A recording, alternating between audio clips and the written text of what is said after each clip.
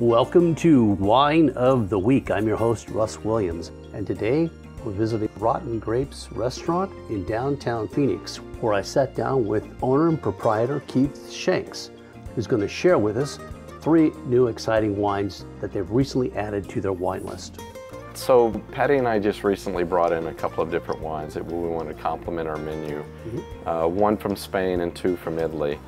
The Italian ones are obviously a little bit closer to our model as opposed to the Spanish, but the Spanish and the way, we'll describe that one a little bit later, but the way it's made up, it really does complement a couple of the food items that we have on the menu.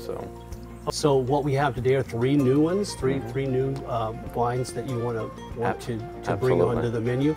Let's talk about them one at a time. Which one do you want to talk about first? Well, I'll just do a quick, just a turnaround of all of these. So we've got the Don Ramon, which is a Spanish red, vintage 2017. Right, so it's a Spanish red. It's a blend. It's a red blend. Okay. It's and we'll hit the notes on that one shortly. Okay, good. And this is the Cananoa, which is the Pala Cananoa, which is more of a floral type experience red wine. What you might not know about Cananoa is it's its own varietal blend. So it's not. How many people know what Cananoa is? I don't. 100%. Brand new to me. 100%. It's it's just like a Cab or a Pinot Noir. It's its own grape, and it's off of an island just off of Italy. So sweet. It's got a great little uniqueness to it as well. And then this Passamonte, which is the Mazzaria, which is an Italian red as well. I had that the other night.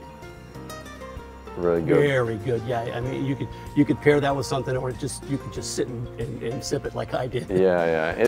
If you're gonna go really big with something that's roasted or like a steak is a good example as well. Something that's seared, it does complement really well with the big, red mill of some sort. So. Yeah. So let's talk about the notes on each one of these. Which one do you want to start with? Let's start with that Mazzaria. No, let's switch. Let's start with the Spanish. I think the benefit of this, obviously it's not Italian, it's more of the Spanish. But it's Spanish. Yeah. Okay. I think what really pops, why Patty and I chose this one, is we have a really good selection of some red blends, but more importantly, some lighter reds.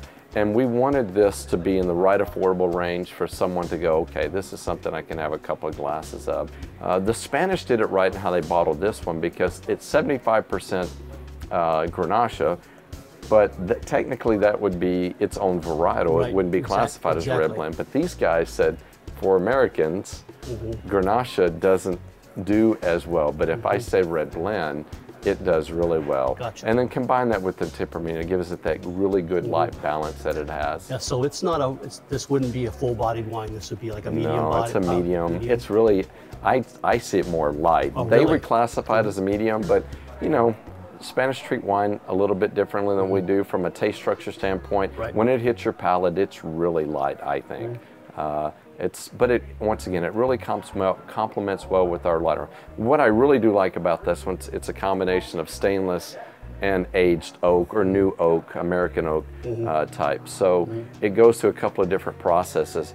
And by putting it in the oak, you do get those hints of vanilla out of it that give it a little bit more of I wouldn't say elegant, but the aromas of it really pop with this particular wine. Right, and in your lighter wines, the oak will be a little bit more over the top. It will. With your more robust line, simply because of the complexity of the grape. And the aged in the oak process is only 3 months, and that's why you get those hints, and you get that really good balance between the stainless and that. So it doesn't trick you. It's a really good price point. I think happy hour, if I'm not mistaken, it's $8 for a glass at happy hour. That's great. Our regular price. And we run happy hour till 8 o'clock every night. So both locations? And you have plenty of time to be able to get to either one of our locations and enjoy a happy hour drink without a rush.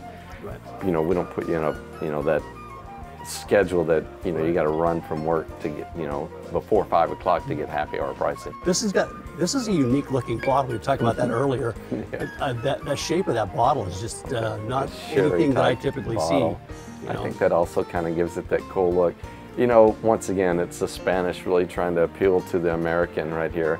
And when Americans see stuff like that, if this, for example, were in a retail store, you know, what do people look that really don't know wine? They look at a really cool label. Exactly. And they look at a cool bottle and you've got this wax on top. It's like, I want to try that one. They might not have a notion of what a Grenache is or a Tempranillo is, but they think, man, that's a cool bottle. And honestly, this would be a good pick, quite frankly, for them to grab that one off the shelf at that price range as well. Be sure to join us next time on Wine of the Week, when we will introduce you to a unique varietal from Italy.